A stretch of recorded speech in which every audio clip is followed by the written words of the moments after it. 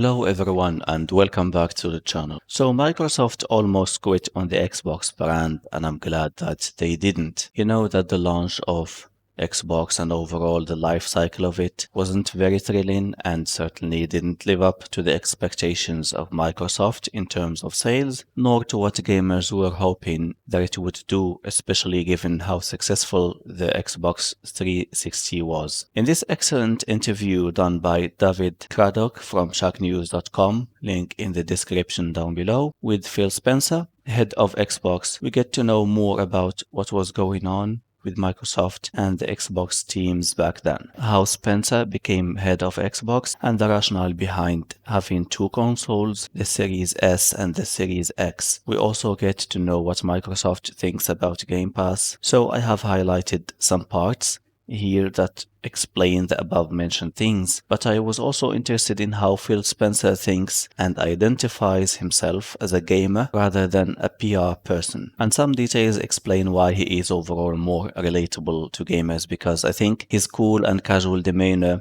he's even smiling there in the picture. This is all of it is part of marketing the Xbox brand. So the first thing here is about, the problem that Xbox was going through and Microsoft in general. And then Phil Spencer here says, then the question is, do we go forward with Xbox because we're getting really outsold by PlayStation in the market at this point? Do we stay invested in it or do we make a different decision? And I believe that is understandable here why he was thinking like that back then. The Xbox One was barely selling any units and the PlayStation 4 was just flying off the shelves because it offered better value in terms of price and also better first-party titles, among other things. And here I highlighted what Phil Spencer thinks and, the plan that he had after everyone left the Xbox team and there was a big change in the Xbox teams and also in Microsoft. So here he speaks and says, the thing I need if I'm going to step into the role to head this group is I need to bring it back together. I can't have my hardware team over there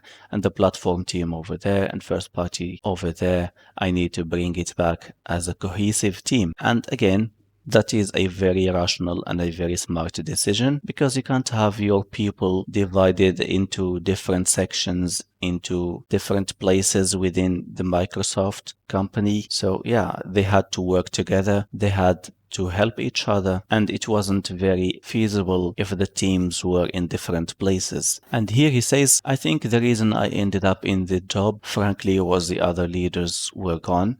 I tease myself that I was the last person left at the table, and there is some truth in that. I want to make sure I keep my ego in check. It wasn't clear. You take the person who ran first party and make them head of the platform. But frankly, of the leaders that were there, I was the one that was left. And yeah, here he speaks about how everyone left the Xbox teams. They had better deals. They went to work in other places because the Xbox brand wasn't selling well. And obviously there weren't many incentives to stay. But the fact that Phil Spencer stayed means that he loves what he's doing. And yeah, I have highlighted that fact in another section. And here he says, I'm lucky enough to have been at Microsoft for a long enough time. I'm not really doing it for the next dollar. I don't want another job. I don't want to be CEO of Microsoft. This is the job I want, and the team and our players are the things that really drive me. So overall, you see that Phil Spencer is very down to earth, and that's why he is very appreciated among gamers because he's a frank person. He doesn't use too many twisted words. He says what he feels, and I believe this is part of why he is successful at what he's doing because, he's not putting on any masks. He's just doing the things that he loves to do in the way that he can. And here he says, do I worry about failure? I fail all the time. It's one of those things. I just have to get out of my psyche, being afraid to fail. If I'm afraid to fail, then I won't be bold enough in the kind of decisions that I need to make. But absolutely, you think about it. I don't like being as public as I am. And I know that'll probably seem weird given how public this role is. I'm an introvert. I'd rather be in my basement playing video games, so that part of my job is difficult. I laugh when people call me a PR person because I was never trained to do that. I don't even think I'm very good at it, but the role is head of Xbox and people want to see who that is. And yeah, this further consolidates the the personality of Phil Spencer, and this further consolidates the image that we have seen Phil Spencer in when we read and watch many different interviews that he has done. He's a very casual person. I think that should be taken as a compliment to him, very open about what he thinks and about the job that he does, and he is an insider because he loves games, he plays games, so he knows what gamers want and need. He knows the things that gamers feel, especially, when people want to play games and sometimes they can't afford to do so. And that's where Game Pass comes in, a very good subscription model that, leaves any competition biting the dust, and that is more geared towards the consumer than just something to make money off in the short term, at least. And the article has a lot of details,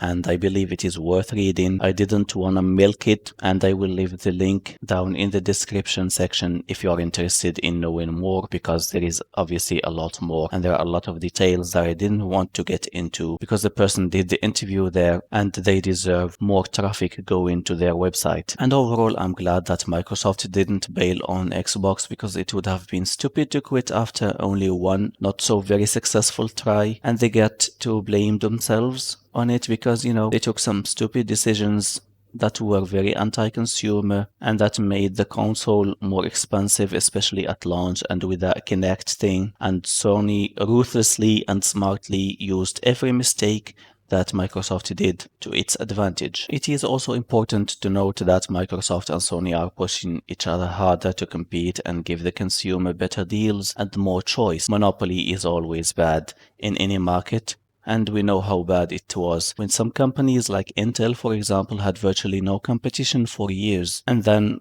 going back to gaming, who would have thought that Sony would let us play some very good exclusives on PC? For example, Horizon Zero Dawn is the recent example. And who would have thought that we would see consoles being very powerful and running games at higher frame rates and or higher resolutions? All of this is just to our advantage, and hopefully the competition in the gaming section stays there, either with Microsoft and Sony or with other companies, or probably even with more companies, who knows. I didn't mention Nintendo here because Nintendo are doing a different type of marketing and are not necessarily competing directly with Sony and Microsoft. But yeah, the more the competition, the better the deals we people get. Thank you for watching. If you enjoyed the video, please leave a thumbs up and subscribe for more. Leave your comments in the comment section down below, and I will talk to you again soon. Have a good one.